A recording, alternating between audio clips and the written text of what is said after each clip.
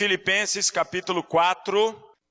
Certamente essa série tem falado ao coração de todos nós, ao meu coração, ao seu coração, porque nós temos aprendido com a palavra de Deus como sermos autossuficientes em Deus com relação às circunstâncias e situações da vida. Na verdade, como sermos suficientes em Deus em relação às dificuldades, às aflições, os problemas, os desafios que enfrentamos na vida. Hoje de manhã olhamos na vida de Paulo como ele encara essa situação de estar humilhado, ser honrado, de em todas as circunstâncias já ter experiência tanto de fartura como de fome, assim de abundância como de escassez, terminando dizendo: tudo posso naquele que me fortalece. E hoje eu quero olhar para esse versículo 13 e olhar quais são os suportes que nós temos, quais são as ajudas que nós temos, quais são os socorros que nós temos nesse que nos fortalece para que sejamos capacitados para viver contente em toda e qualquer situação. Nunca nos esqueçamos que esse verbo contente não tem a ver com essa alegria hedonista dos nossos dias. Não tem a ver com essa alegria, esse prazer que é pregado, que é dito, que é buscado nos nossos dias. Essa palavra contentamento tem a ver com suficiência. Então eu aprendi a viver suficiente em Deus, por isso eu sou feliz. Eu aprendi a viver suficiente com Deus, por isso eu sou contente.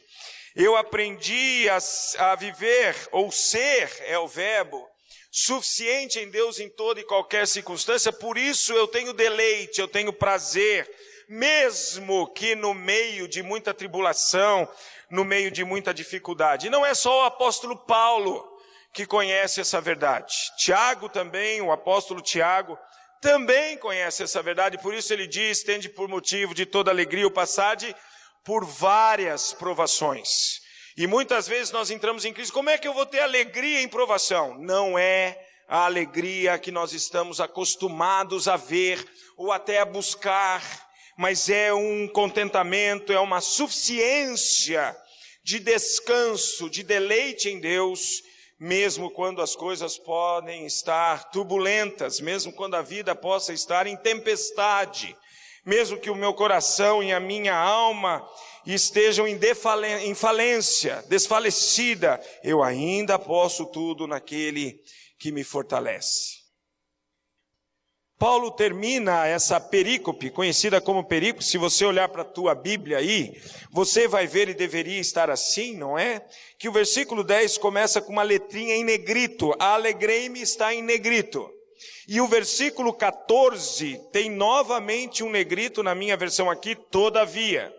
Então, do versículo 10 ao versículo 13 é conhecido no mundo teológico como perícope. Na verdade, um parágrafo da carta de Paulo. Lembremos que Paulo não escreveu as suas cartas contendo capítulos e versículos. Ele escreveu as cartas contendo parágrafos de assuntos, como nós fazemos quando escrevemos um texto, como nós estamos acostumados a ler um livro, a ler um texto de jornal. Nós temos parágrafos, não é? Que são, e tem uma ideia sendo defendida ali naquele parágrafo. Paulo termina o parágrafo do segredo do contentamento dizendo assim: tudo posso naquele que me fortalece. Então Paulo está dizendo: minha gente, na verdade eu vivo hoje na suficiência de Deus, independente de circunstâncias ou situações, ou seja, as circunstâncias e situações não afetam a minha visão de Deus, as circunstâncias e situações não afetam a minha dependência em Deus, as circunstâncias e situações não afetam a minha adoração a Deus, as circunstâncias e situações não afetam a minha percepção de quem é Deus, não me decepciona com Deus, não traz ao meu coração dúvidas com respeito ao caráter santo, puro, provedor, amoroso, misericordioso, gracioso de Deus. As circunstâncias não determinam mais aquilo que eu sou diante do meu Deus. Por quê? Porque eu sou forte? Não. Por quê? Porque a igreja de Filipos é boa? Não. Por quê? Porque o pastor de Filipos é um pastor que é meu amigo? Não.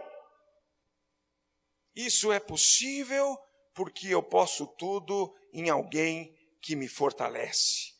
E esse alguém que fortalece, Paulo, no contexto aqui, é o Senhor nosso Deus. Por isso que ele diz, alegrei-me sobremaneira no Senhor. E no versículo 19, e o meu Deus.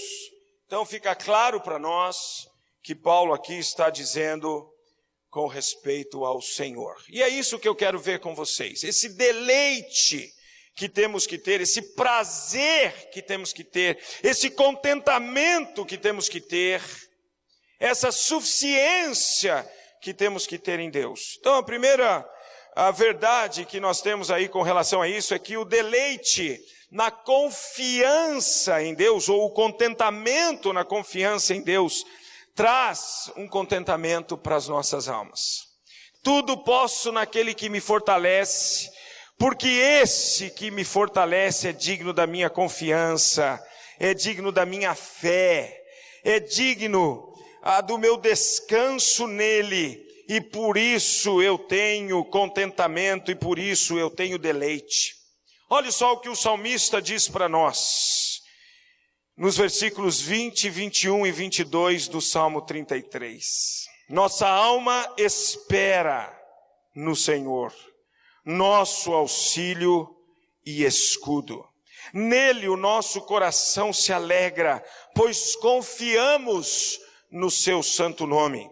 Seja sobre nós, Senhor, a tua misericórdia, como de ti esperamos. O salmista está fazendo essa declaração para nós. Tudo posso naquele que me fortalece, porque esse que me fortalece é digno da minha esperança, e à medida que eu espero nele, há alegria, há contentamento, há deleite. Olha só, nossa alma espera no Senhor. Ele é digno da minha esperança. Agora, por que o salmista diz isso para mim e para você? Nossa alma pode esperar no Senhor. Nossa alma deve esperar no Senhor. Qual é a base disso? Olha só o final desse versículo. Nosso auxílio e nosso escudo. Essas duas palavras na língua original, auxílio e escudo, têm a ver com ajuda e proteção.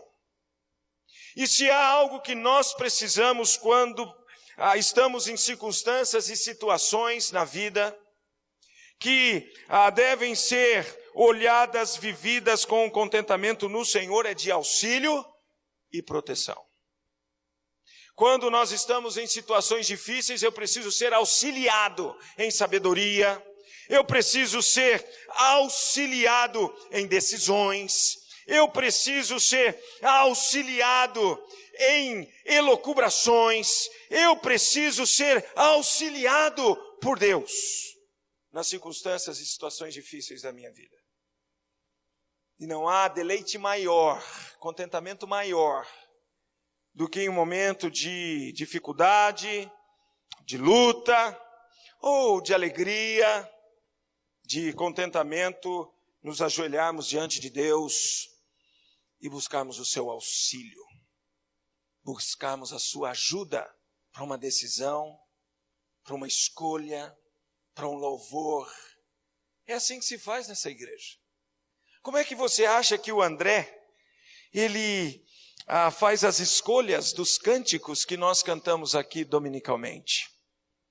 Assim, a revelia? Nada.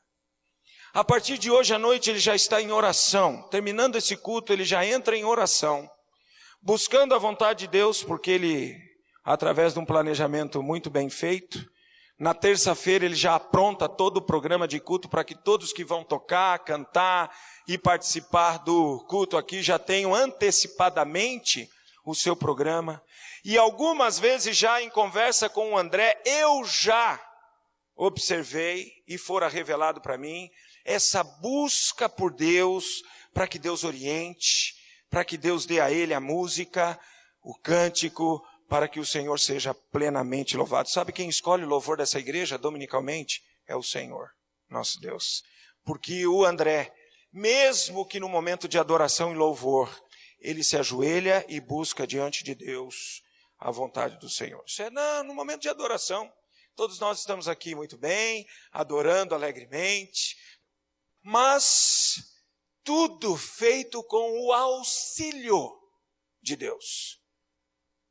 Nós temos pessoal que faz a mesma coisa no ministério com casais, nos jovens, e a busca em oração, a busca do auxílio de Deus para isso. Como que você acha que eu escolho? Quais são as séries, os textos que serão pregados dominicalmente aqui? A revelia, de maneira alguma. Algumas vezes já sentado nessa cadeira, com a mensagem pronta, Deus disse ao meu coração, pode mudar tudo. E algumas vezes eu demoro de 15 a 20 horas preparando uma mensagem, e em 2, 3 minutos Deus destrói tudo dizendo, não vai pregar mais isso. Agora você vai pregar isso. Em 2 minutos o Espírito Santo, o que eu levaria 15 horas, também em oração, em contato com o Espírito Santo, ele me dá a mensagem pronta. E quando acaba a mensagem, vocês passam lá por mim e dizem, que mensagem, pastor? É a vontade de Deus, não sou eu. Auxílio, ajuda. Quantas vezes você teve que tomar uma decisão no trabalho? Uma decisão como Neemias teve que tomar. Isso não acontece só no ambiente eclesiástico. Isso não acontece só com o ministro de louvor da igreja, o coordenador de música. Isso não acontece só com os pastores da igreja. Isso acontece com você, metido lá no escritório amanhã, no meio de um paganismo enorme. Quantas vezes você já precisou do auxílio do Senhor para tomar uma decisão, para fazer uma escolha no trabalho? E como Neemias, você orou ao Senhor e falou, Senhor, eu preciso das palavras corretas, eu preciso do pensamento correto, eu preciso das argumentações fortes, corretas, para que o Senhor seja adorado na escolha que eu fizer agora como um profissional aqui.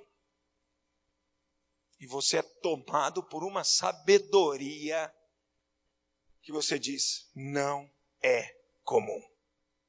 Vai ser reconhecido, não tem problema nenhum nisso. Vai ser ovacionado, não tem problema nenhum nisso. Neemias foi, José foi, Daniel foi, mas não esquece de que isso é para a glória de Deus. Esse é o tudo posso naquele que me fortalece. E proteção.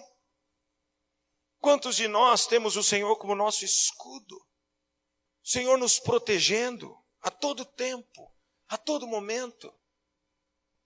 Você tem uma história semelhante às minhas histórias assim, de que você ia sair em determinado momento, ou para viajar, ou para sair aqui da igreja tal, e alguma coisa segurou você, algo atrasou você, e você sai, e aí você passa por um determinado lugar, há um acidente, há alguma coisa que aconteceu, e você diz, se eu tivesse saído 5 minutos antes, eu estaria metido nesse acidente. Já aconteceu isso com você? Você acha que isso foi à toa? Que esse atraso foi por acaso? Nada. Deus é nosso escudo. Ele nos protege. E quando nós somos afligidos pelo mal, isso também está no controle de Deus. Por isso que Paulo diz, eu aprendi, eu vivo na suficiência daquele que me fortalece.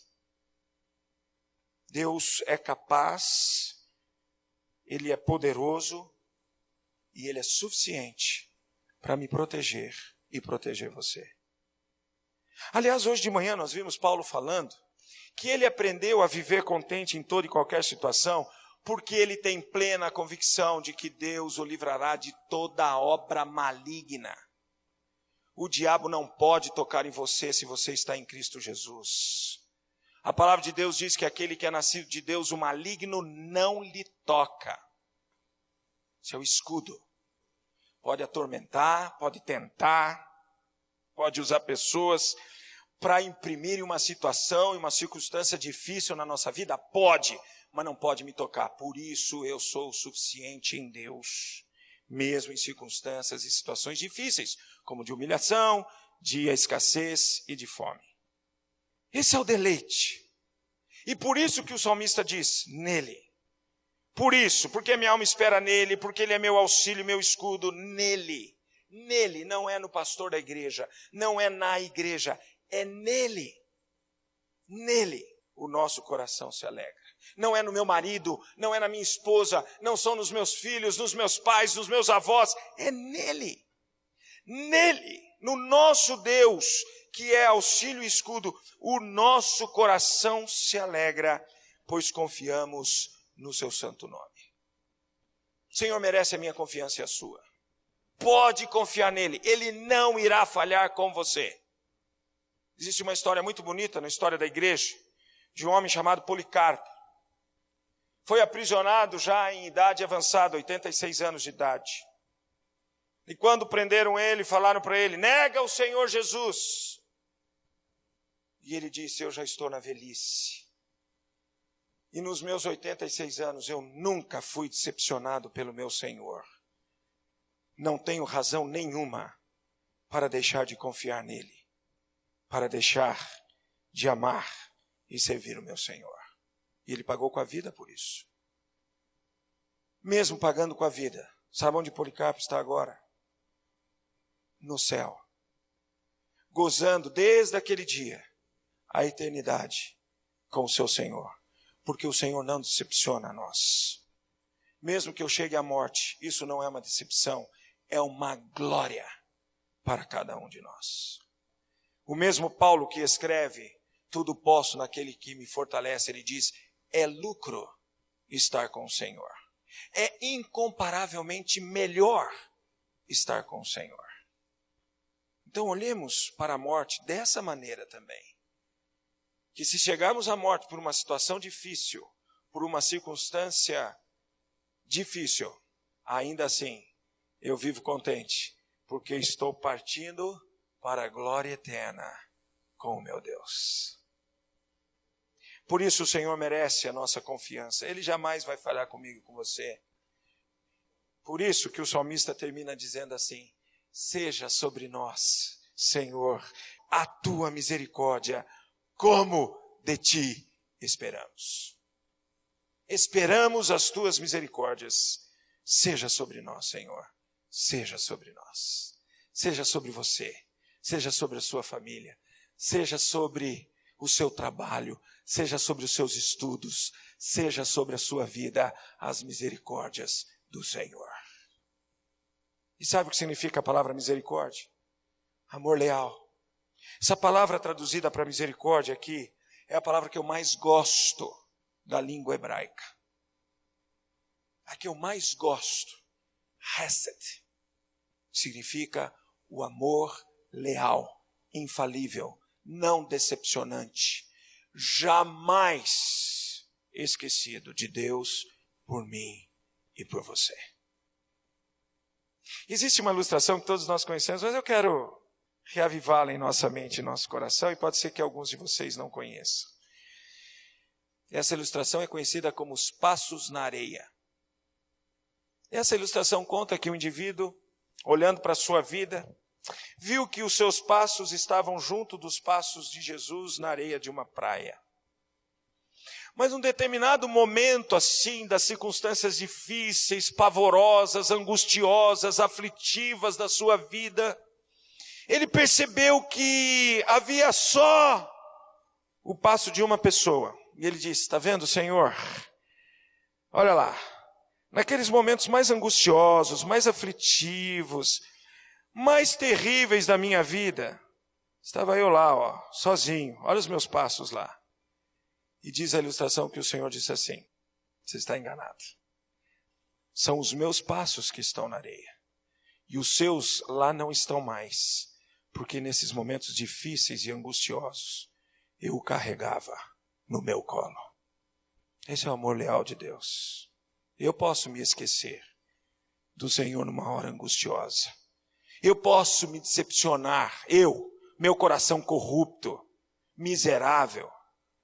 Mas Deus continua me segurando no colo, porque Ele tem amor leal.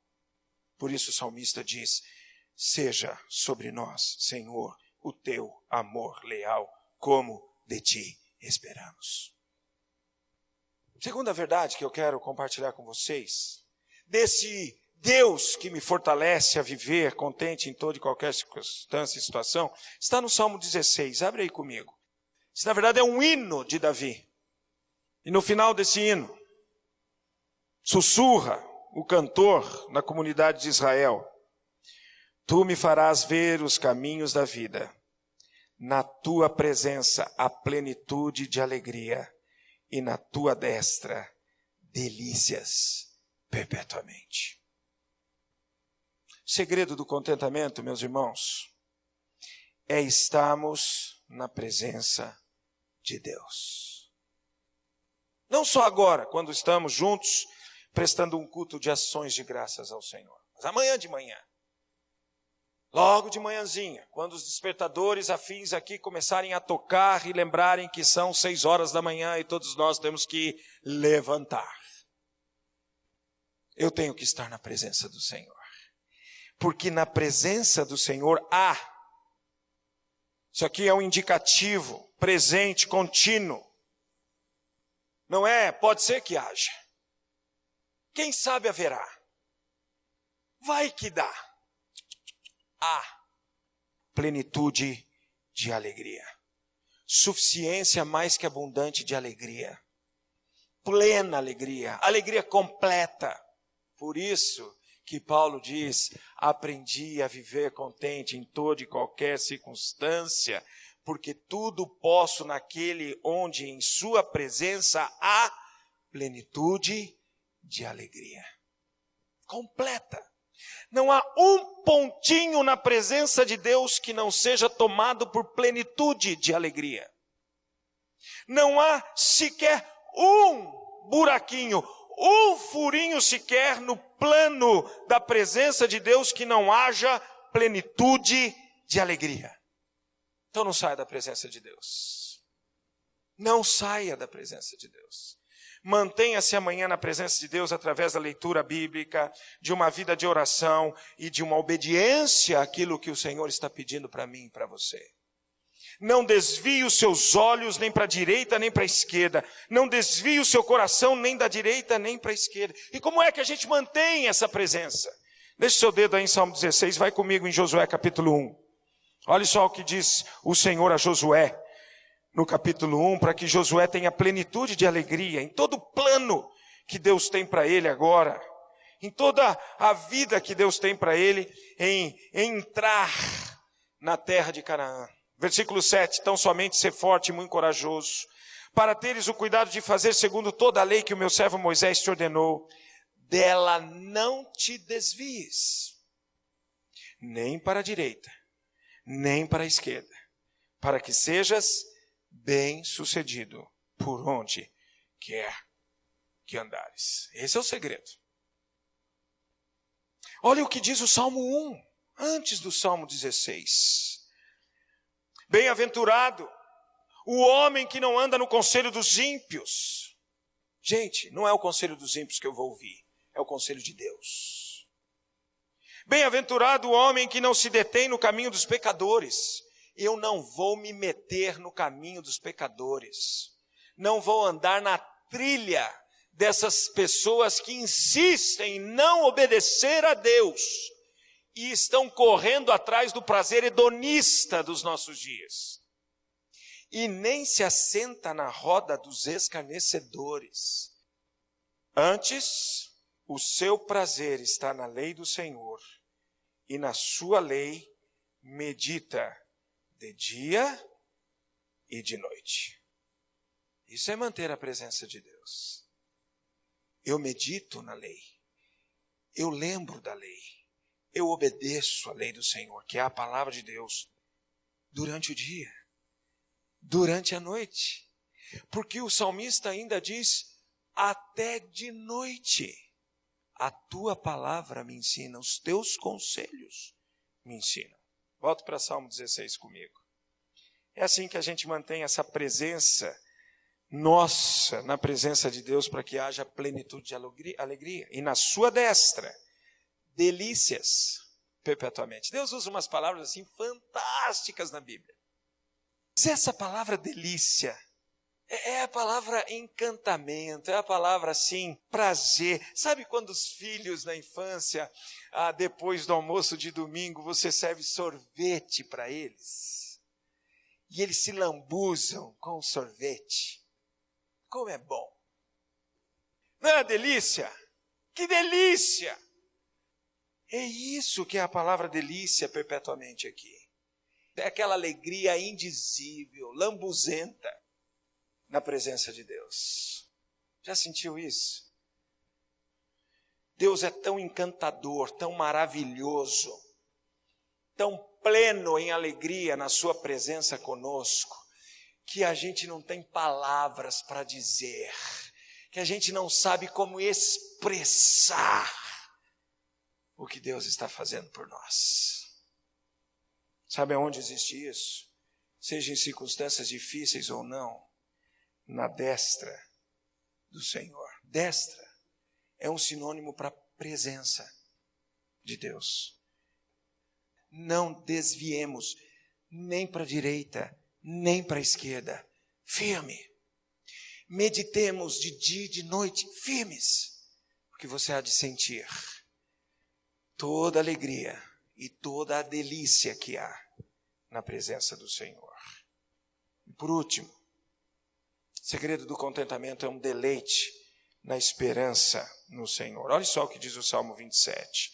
Tudo posso naquele que me fortalece, porque esse Deus que me fortalece, que eu sirvo, que eu amo, é um Deus de esperança. No versículo 1 do Salmo 27, Davi diz assim: o Senhor é a minha luz e a minha salvação. De quem terei medo? Que circunstância pode me amedrontar? Que situação pode tirar o meu sossego e o descanso da minha alma? E sabe por que eu não tenho medo? Sabe por que eu sou capaz de dizer que o Senhor é a minha luz e a minha salvação? Porque Ele é a fortaleza da minha vida. A quem temerei? Essa ideia de fortaleza na Bíblia é muito interessante, porque as cidades elas eram cercadas por fortalezas, muros altíssimos. Jericó, os muros eram tão largos que as pessoas moravam, tinham as suas casas no muro. Lembra da casa de Raabe, por exemplo? Enormes. E esses muros, eles são altos, não é? Portentosos, porque fazem frente a ataques de inimigos, a ataques de pessoas que querem invadir a paz, a propriedade, o sossego da nossa alma e do nosso coração. Temos isso no Brasil. Se você fizer uma viagem turística aí por praias nordestinas, você vai encontrar em algumas cidades passeios turísticos que diz: olha, visita o forte. Forte. Por que forte? Por que fortaleza? Para proteger, para cuidar. Quando o salmista agora, e quando Deus aqui agora usa a palavra fortaleza, é até mais forte do que a palavra escudo. É uma fortaleza ou uma proteção redobrada. É uma proteção aumentada. E por isso o salmista diz: venha a circunstância que vier, tudo posso naquele que me fortalece, porque o Deus que eu sirvo, o Deus que me amou e deu seu filho para morrer na cruz do Calvário por mim, que pagou o preço no meu lugar e diz agora: é para você, o sangue derramado do meu filho é para você, basta você crer no meu filho, e tudo isso que você está ouvindo é para você. Já foi feito, já foi pago o que tinha que ser pago, e o meu filho pagou por você, diz o nosso Deus. Ele diz: eu sou a sua fortaleza. Então não tenho que perder o contentamento. E olha como termina esse salmo, versículos 13 e 14. Quando você for passar por uma circunstância difícil de enfermidade, cirurgia, desafios na família, problemas no trabalho, começa o Salmo 27 dizendo: o Senhor é minha luz, é minha salvação, de quem terei medo? O Senhor é a fortaleza da minha vida, de quem temerei? E aí termina assim, ó: eu creio que verei a bondade do Senhor na terra dos viventes. Eu tenho visto. Você também, não é? A bondade do Senhor. O salmista termina assim: espera pelo Senhor. Tem bom ânimo. Aqui a palavra poderia ser muito bem traduzida: seja contente em toda e qualquer circunstância. E fortifique-se o teu coração, tudo pode naquele que nos fortalece. Espera, pois, pelo Senhor. Gente, se nessa semana você tiver alguma circunstância ou situação de vida muito difícil, espera pelo Senhor. Tenha bom ânimo e fortifique-se o teu coração. Espera, pois, pelo Senhor. Porque nele nós podemos tudo, porque é Ele que nos fortalece e nos dá as condições para vivermos contente em toda e qualquer circunstância. Que Deus ajude você, que Deus me ajude a esperar confiantemente no Senhor.